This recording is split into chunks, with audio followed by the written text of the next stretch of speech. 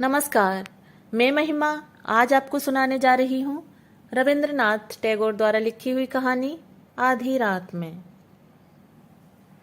Doctor, doctor, परेशान कर डाला इतनी रात गए। आंखें खोलकर देखा, अपने दक्षिणाचरण बाबू थे।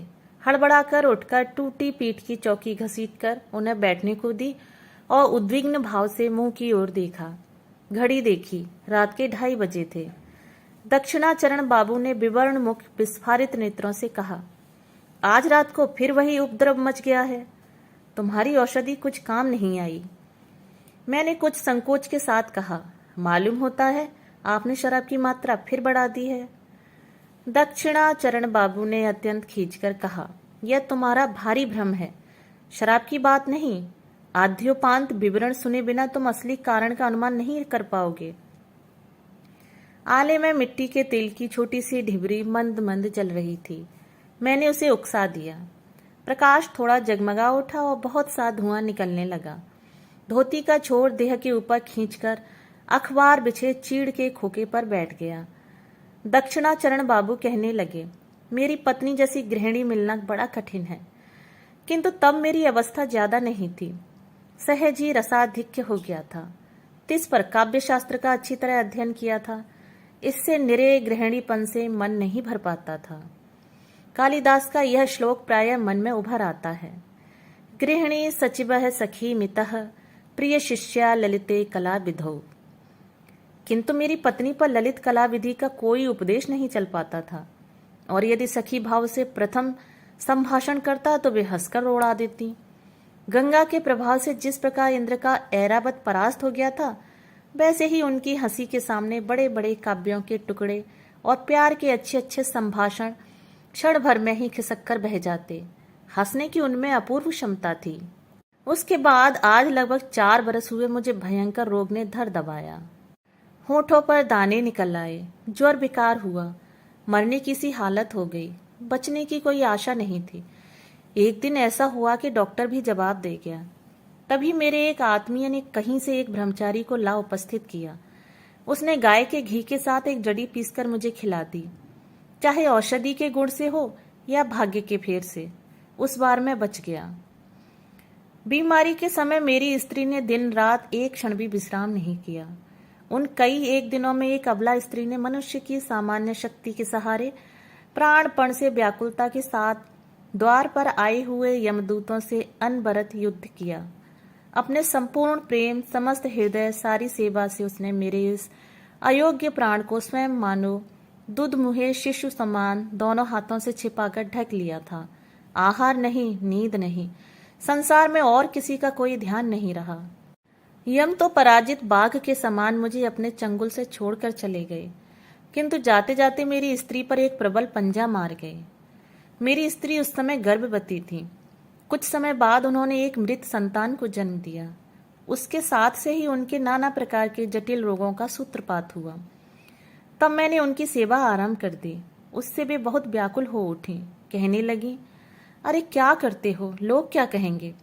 इस प्रकार दिन रात तुम मेरे कमरे में मत आया जाया करो। स्वयं पंखे की हवा के बहाने यदि रात को ज्वर के समय में पंखा झलने चला जाता तो भारी छीना झपटी मच जाती। किसी दिन उनकी शुश्रूषा के कारण यदि मेरे नियमित भोजन के समय में 10 मिनट की देर हो जाती तो वह भी नाना प्रकार का अनुनय अनियोग का कारण बन जाती। थोड़ी सी सेवा करने पर लाभ के बदले हानि होने लगती। वे कहती, पुरुषों का इतना अति करना अच्छा नहीं है। हमारे बरानगर के उस घर को मेरा ख्याल है तुमने देखा है। घर के सामने ही बगीचा है और बगीचे के सामने गंगा बहती है। हमारे सोने के कमरे के नीचे ही दक्षिण की ओर मेहंदी की बाड़ लगाकर एक जमीन घेरकर मेरी पत्नी ने अपने मनपसंद बगीचे का एक टुकड़ा तैयार किया था। संपूर्ण बगीचे में वही भाग अत्यंत सीधा सादा और एकदम देशी था, अर्थात उसमें गंध की अपेक्षा वर्ण की बहार, फूल की तुलना में बत्तों का वैचित्र्य नहीं था, और गमलों में लगाए छोटे पौधों के समीप कमची के सहारे कागज की बनी लैटिन में लिखे नाम की जय ध्वजा नहीं उड़ती थी। बेला, जूही, गुलाब, गंधराज, कनेर और रजनीगंधा का ही प्रादुर्भाव कुछ अधिक था। एक विशाल मौलसिरी वृक्ष के नीचे सफेद संगमरमर पत्थर का चबूतरा बना था। स्वस्थ रहने पर वे स्वयं खड़ी होकर दोनों समय उसको धोकर साफ करवाती थीं। ग्रीष्मकाल में काम से छुट्टी पाने पर संध्या समय वहीं उनके बैठने का स्थान था। वहां से गंगा दिखती थी, किंतु गंगा से कोठी की छोटी नौका में बैठे बाबू लोग उनको नहीं देख पाते थे।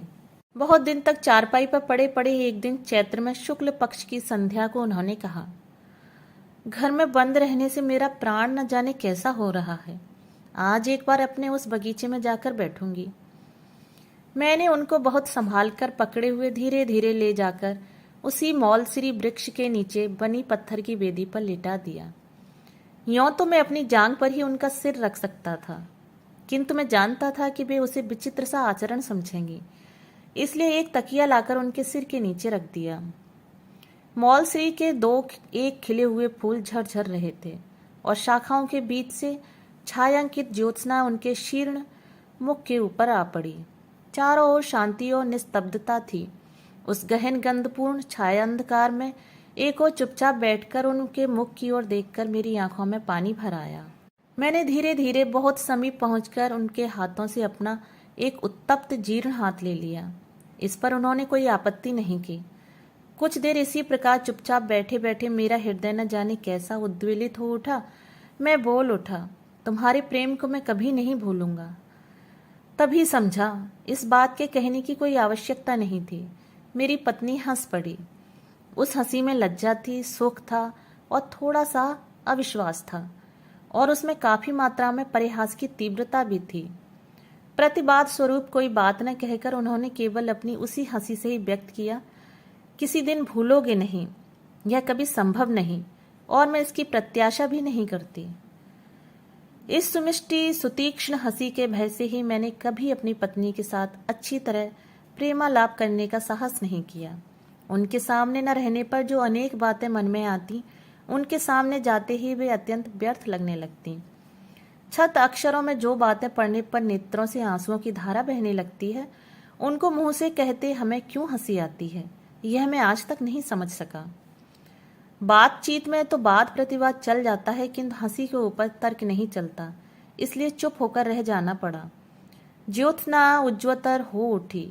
एक कोयल बार बार कुहू कुहू करती हुई चंचल हो गई।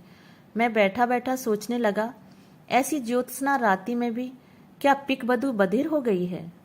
बहुत चिकित्सा करने पर भी मेरी पत्नी का रोग शांत होने के कोई लक्षण नहीं दिखे। डॉक्टर ने कहा, एक बार जलवायु परिवर्तन करके देखना अच्छा होगा। मैं पत्नी को लेकर इलाहाबाद चला गया। इतना कहकर दक्षिणा बाबू सहसा चौंक कर चुप हो गए।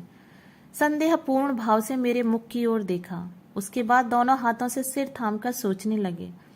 मैं भी चुप बैठा रहा।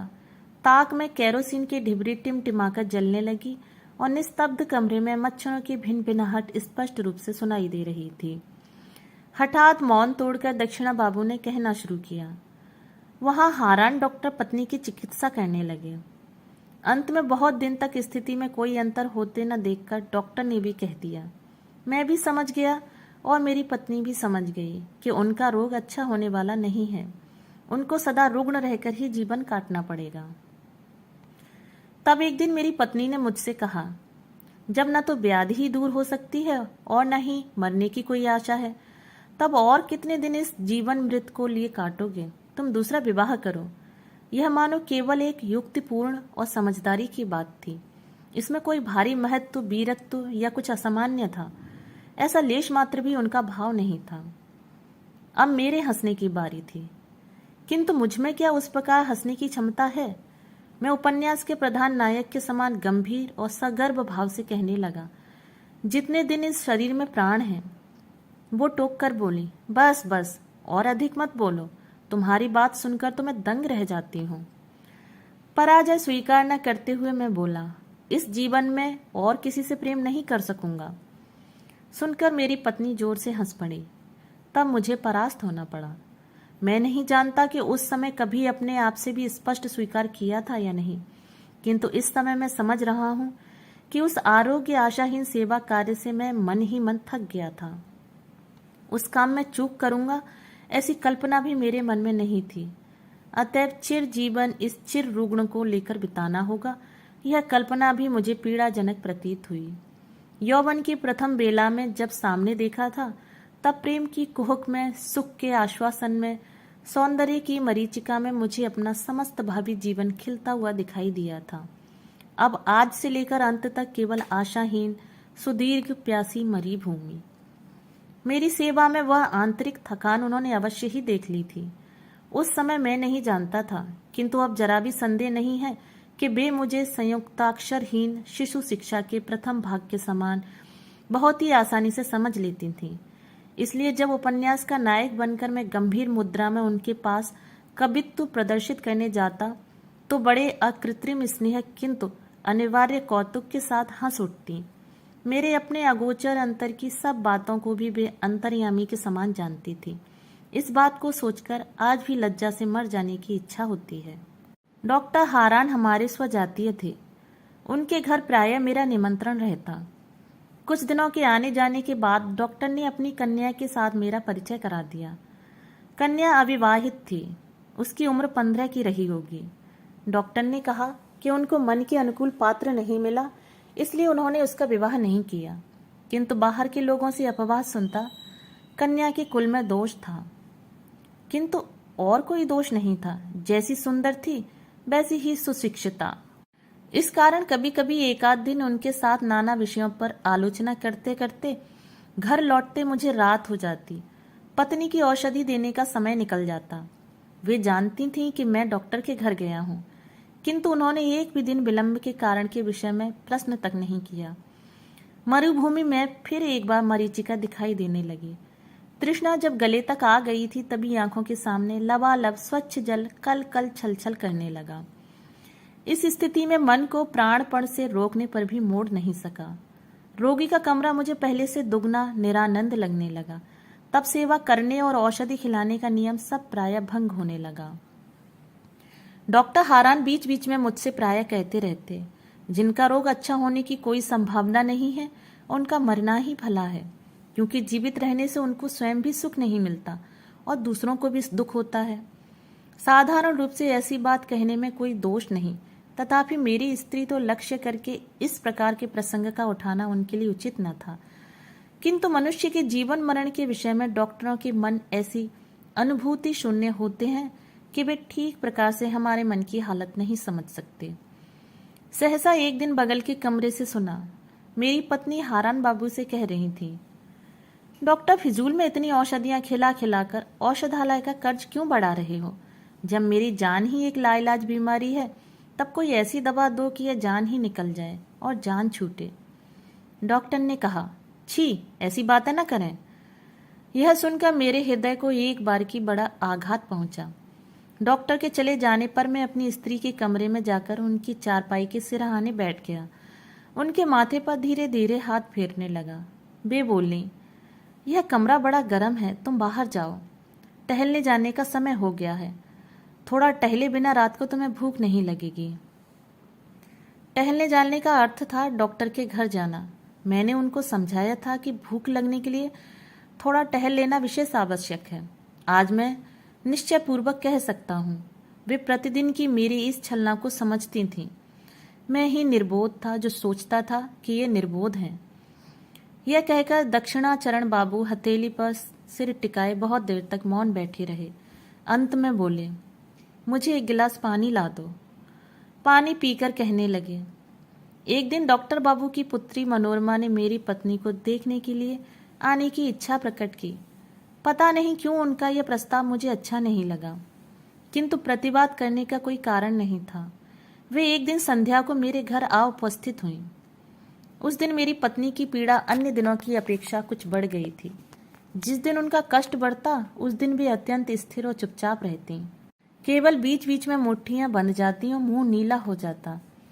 इसी से उनकी पीड़ा का अनुमान होता। कमरे में कोई आहट नहीं थी। मैं बिस्तर के किनारे चुपचाप बैठा था।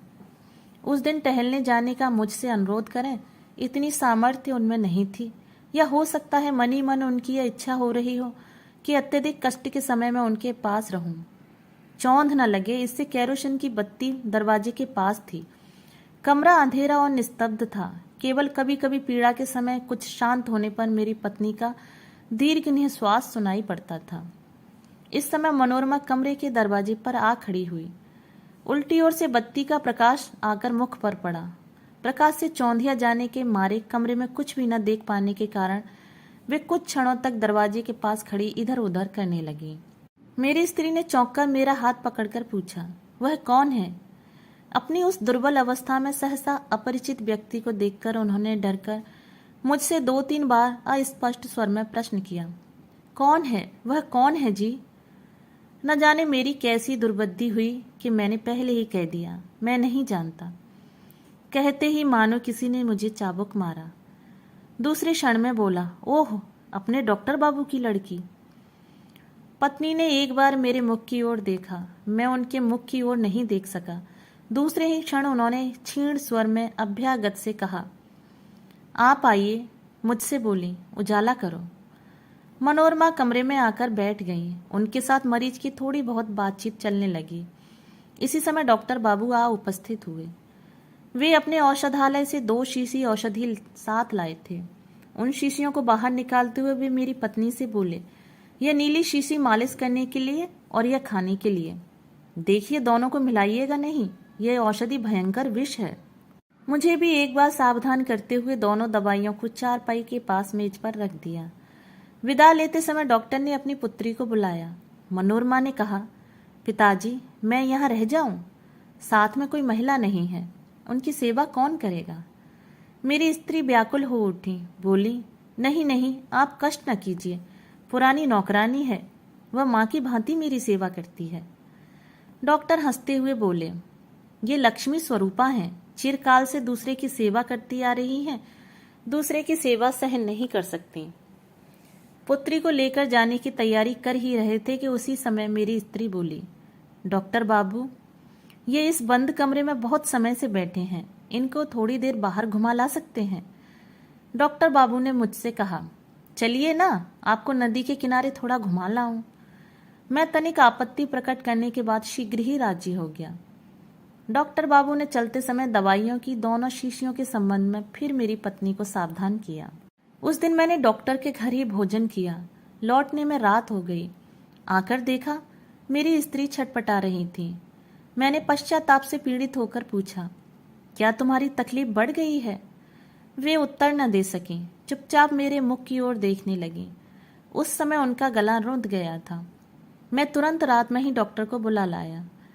डॉक्टर आकर पहले तो बहुत देर तक कुछ समझ ही नहीं सके। अंत में उन्होंने पूछा, क्या तकलीफ बढ़ गई है?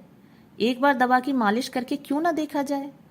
यह कहते हुए उन्होंने टेबल से शीशी उठाकर देखी, वह खाली थी। मेरी पत्नी से पूछा, क्या आपने गलती से यह दवा खाई है? मेरी पत्नी ने गर्दन हिलाकर चुपचाप बताया, हाँ। डॉक्टर तुरंत अपने घर से पंप लाने के लिए गाड़ी में दौड़े। मैं अर्धमूर्छित सा पत्नी के बिस्तर पर पड़ गया। उस समय जिस प्रकार माता पीड़ित शिशु को सांत्वना देती है, उसी प्रकार उन्होंने मेरे सिर को अपने वक्ष स्थल के पास खींचकर हाथों के स्पर्श द्वारा मुझे अपने मन की बात समझाने की चेष्टा की। केवल अपने उस करुण स्पर्श के द्वारा ही वे मुझसे बार बार कहने लगी, दुखी मत होना, अच्छा ही हुआ, तुम सुखी रहोगे। यही सोचकर मैं सुख से मर रही हूँ। जब डॉक्टर लौटे तो जीवन के साथ साथ मेरी स्त्री यंत्रणाओं का भी अवसान हो गया था। दक्षिणाचरण फिर से एक बार पानी पीकर बोले, ओह, बड़ी गर्मी है। यह कहते हुए तेजी से बाहर निकलकर बरामदे में 2-4 बार टहलने के बाद फिर आ बैठे। अच्छी तरह स्पष्ट हो गया वे कहना नहीं चाहते थे, किंतु मानो मैंने जादू से उनसे बात निकलवा ही ली। फिर आरंभ किया। मनोरमा से विवाह करके घर लौट आया। मनोरमा ने अपने पिता की सम्मति के अनुसार मुझसे विवाह किया, किंतु जब मैं उससे प्रेम की बात कहता, प्रेमालाप करके उसके हृदय पर अधिकार करने की चेष्टा करता, तो वह हंसती नहीं, गंभीर बनी रहती। उसके मन में कहाँ किस जगह क्या खटका लग गया था, मैं कैसे समझता। इन्हीं दिनों मेरी शराब पीने की लत बहुत बढ़ गई। एक दिन शरद के आरंभ में संध्या को मनोरमा के साथ अपने बारानगर के बाग में टहल रहा था। घोर अंधकार हो आया था।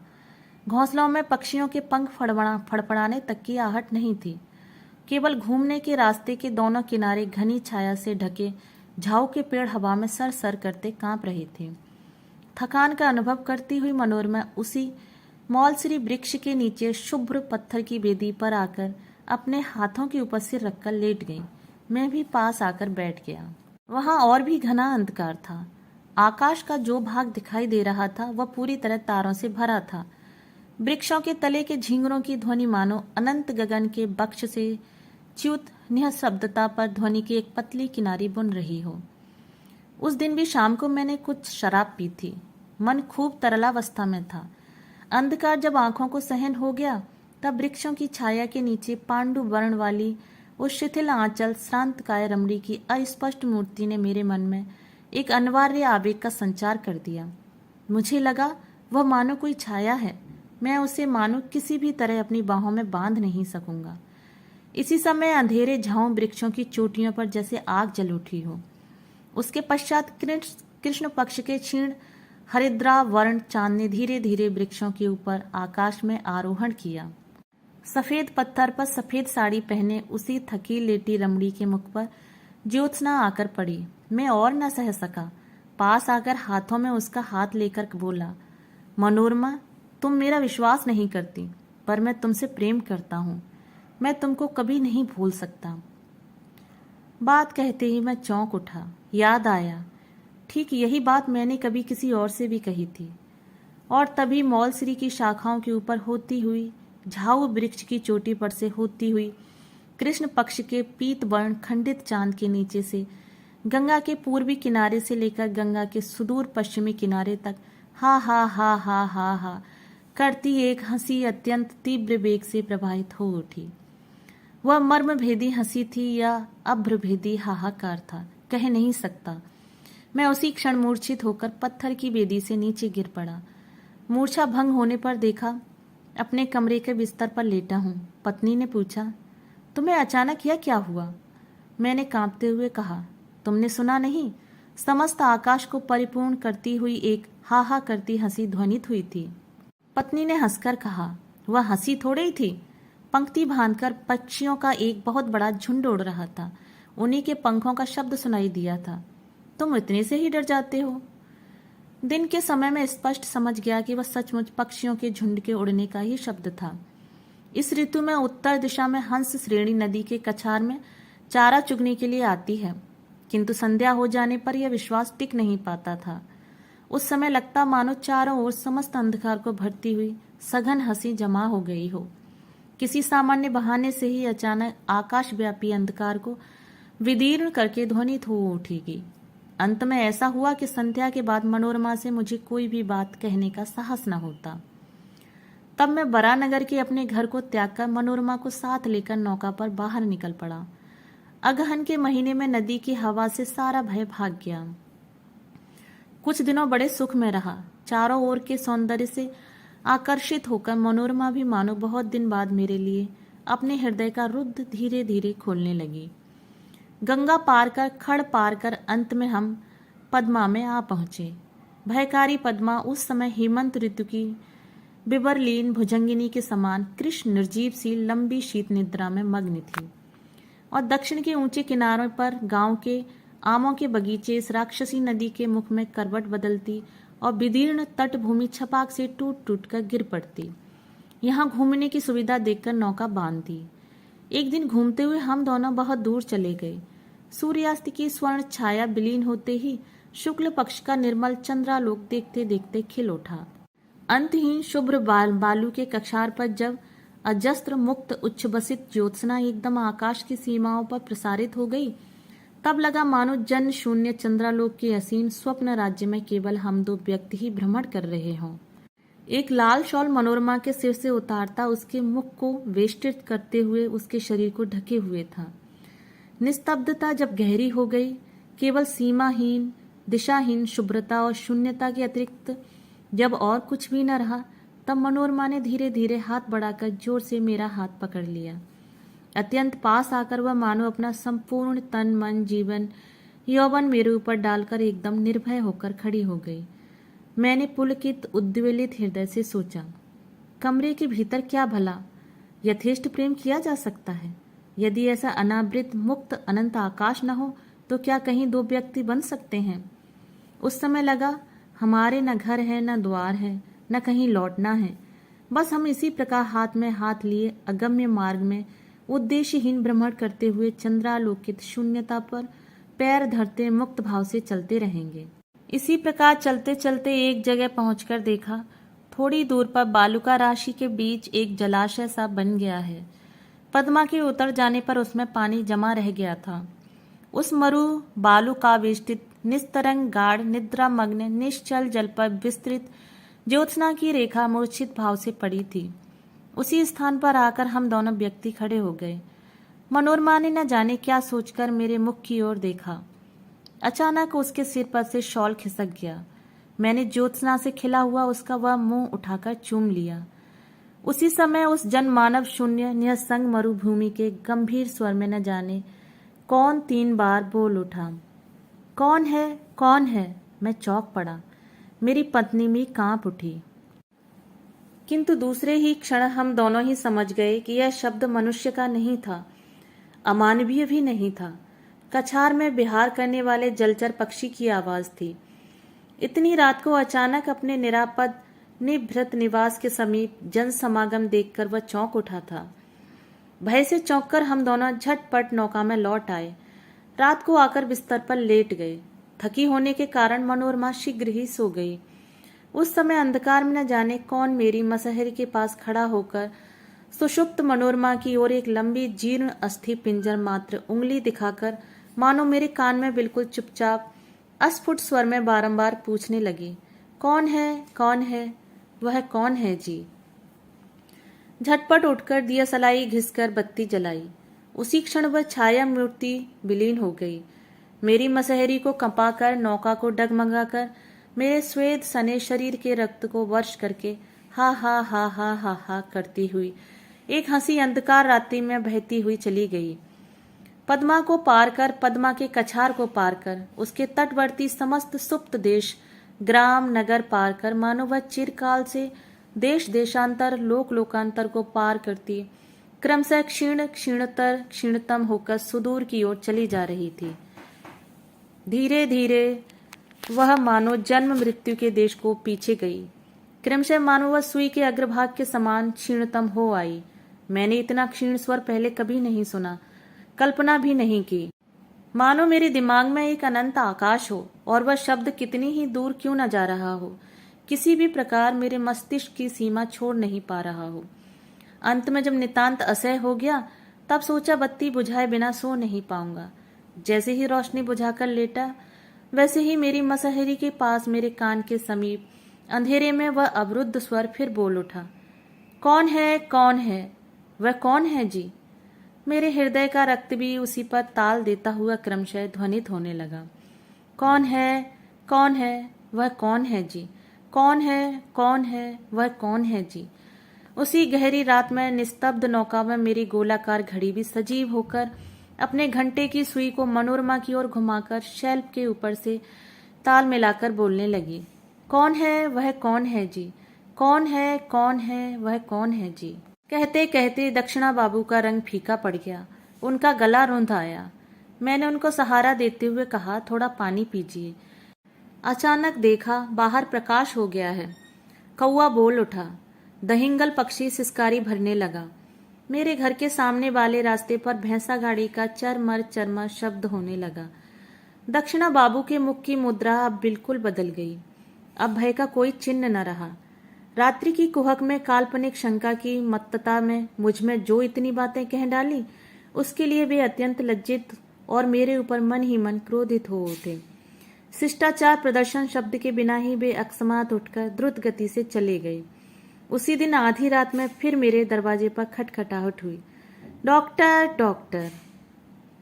दोस्तों, यदि आपको कहानी पसंद आई हो तो प्लीज़ मेरे चैनल को सब्सक्राइब और मेरी वीडियो को लाइक और शेयर करना ना भूलें। कहानी सुनने के लिए धन्यवाद।